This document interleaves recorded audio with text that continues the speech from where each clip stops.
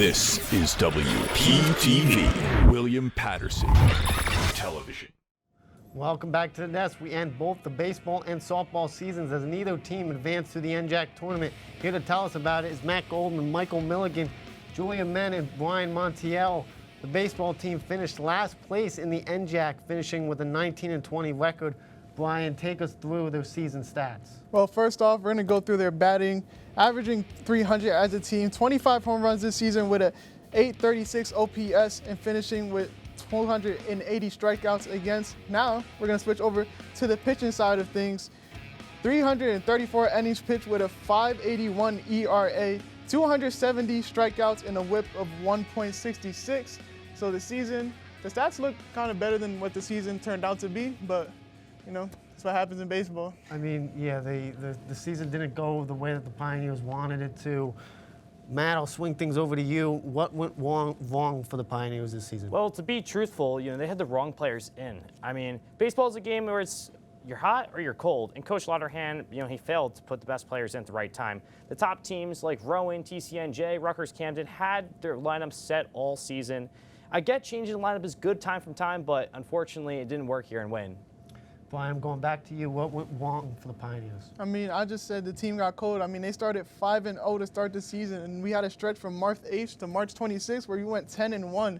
Since that, we went 5-16 for the rest of the season, which kind of just derailed us. We were super hot in the beginning to mid part of the season, but towards the end where it really mattered, especially those NJAC games, we just got cold. The batting got cold, the pitching got cold, just the wrong time to get cold, really. Julia?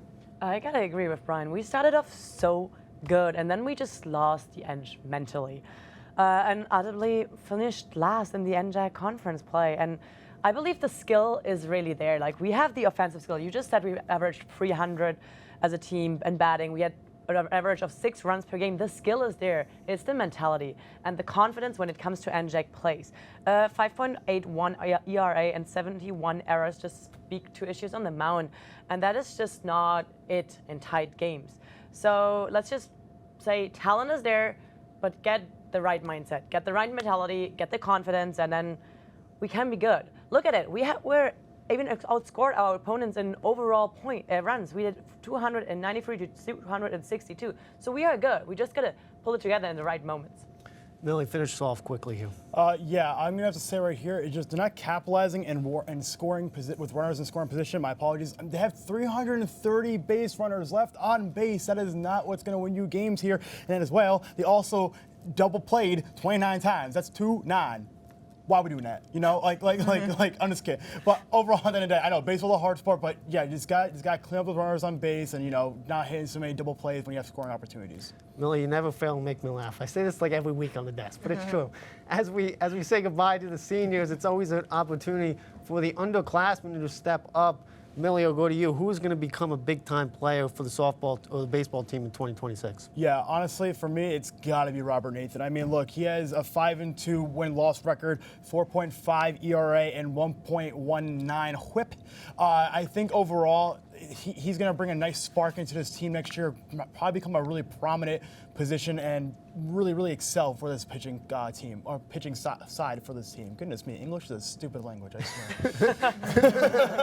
swear. Goldie, who you got here? I mean, I'm going to say Angel Cologne. At one point this season, Angel Cologne was batting in the mid-400s, which is absolutely ludicrous, but his batting average fell down to 299. His OPS was 787. He led the team in fielding errors, which is a problem. He had 12 fielding errors this year.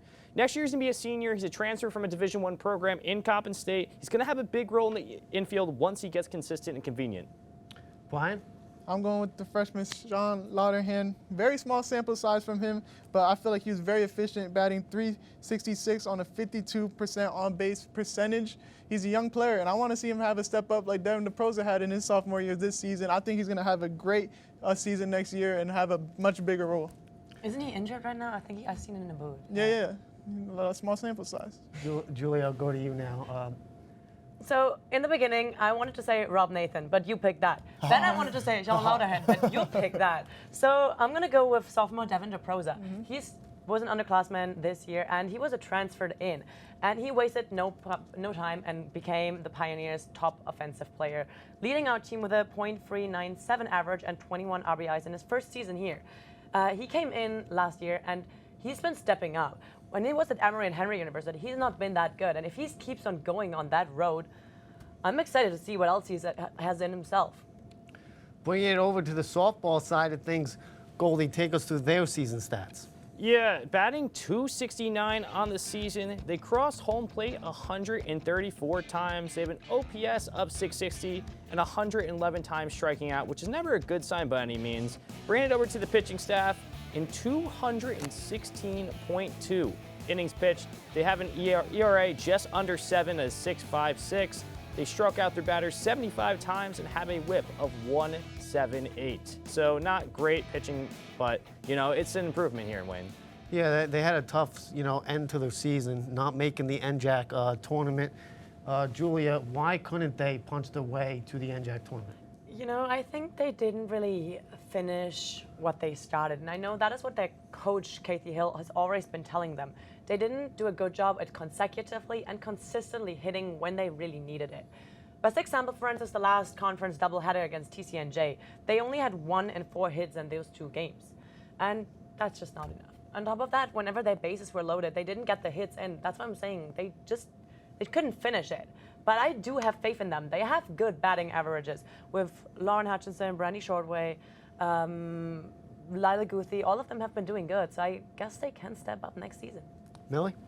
Yeah, honestly, it has to be the closing out games, whether it's between hitting or pitching. Mostly on the pitching side of it, you have these games that can become close, but look like blowouts on the scoreboard because in the 6th or 7th inning, things get out of hand. Same thing, if you're climbing back in, you just want to make sure that things are going smoothly all the way through from start to finish. And remember, finishing it is what's most important in these types of sports because there's no clock here. It's just when you finish, and that's it. Cool. I'm going to say fielding mistakes. Fielding mistakes want to make you rip your hair out. They're terrible. But it's a key reason why the Pioneers are not in the NJAC playoffs this year. 44 errors as a team. Haley Bacco and Taylor Palmieri contributed to half of them. And most of these errors came in the 6th and 7th inning. And that's where, the Pioneers fell apart this year. And that's just never a good sign. A .955 fielding percentage is okay, but that's not getting the job done, guys. Brian, finish it off for this one. For me, just got to be the inconsistent pitching all season. I mean, Lila Guffey was our reliable pitcher all season, and we've seen glimpses of Saravello and Palmieri pitching a lot better towards the end of the season, but we definitely needed it more towards the beginning. Did a lot of doubleheaders this season where we trusted Lila Guffey to pitch the whole first game and trust the other 2 to pitch a second. I just think this team just needs constant relievers in the middle of the lineup there, so they can be better at the pitching end. After finishing just shy of in the NJAC tournament in year 1, there's a lot to look forward to next year.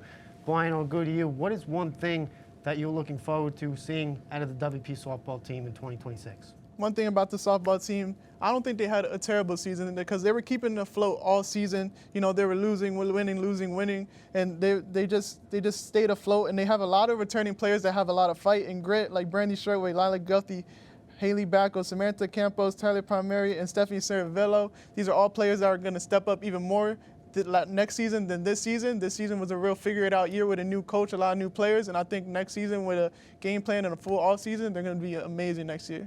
Julia? I got to agree with Brian. I think I said that in the very first WP softball episode. They built a foundation. When they came in the fall, they didn't have a coach. They didn't know what that season was going to look like at all. And they kind of pulled it all together. They did not get to go to Florida. Instead, they stayed in Whitehall here on campus.